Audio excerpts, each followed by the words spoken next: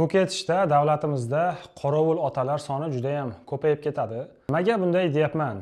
Sababi juda ham ko'p ayollar shikoyat qiladi. Eri turmush o'rtog'i aliment chiqqandan keyin 2-3 oy kattaroq miqdorda aliment to'lab, keyin qayergadir qorovul bo'lib yoki umuman kam pul to'lanadigan ishga rasmiy kirib qo'yib hujjatda, lekin o'zi boshqa ish qilib yuradi. Alimentni to'lamaslik uchun, kam to'lash uchun 300 ming, 400 ming so'm atrofida aliment to'lash uchun qorovul bo'lib yoki umuman boshqa ishga kirib, oyligi kam ishga kirib, o'zi boshqa ish qilib yuradi. Lekin hujjatda boshqa joyda ishlaydi. O'rtada nima bo'ladi? Ayol bolasiga aliment ola olmaydi. Aliment o'zi bolani haqqi, ya'ni bolani ta'minoti uchun ishlatiladi. 300 ming, 400 ming so'm pulga nimadir sotib olib yoki ro'zg'or qilib bo'lmaydi. Endi meni turishimdan yosh bola hali bilmaydi deyishlaring mumkin, lekin meni ham oilam bor, farzandim bor. Ota sifatida o'zimni majburiyatimni his qilaman. Ota sifatida o'ylayman, hisoblayman.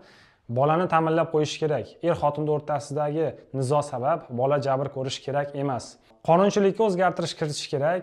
Aynan shunday alimentdan qochadigan, qonundagi bo'shliqlardan foydalanadigan otalarga imkon qoldirmaslik kerak.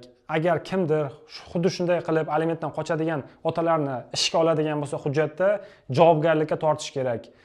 Qonunchilikka o'zgartirish kiritib, bunga yechim qilish kerak. Sababi 300 ming so'm, 400 ming so'm aliment to'lasa, u bolani ta'minotiga yetmaydi. Qonundagi bo'shliq shunday turaversa, jamiyatimizda qorovul erkaklar ko'payib ketadi deb qo'rqaman.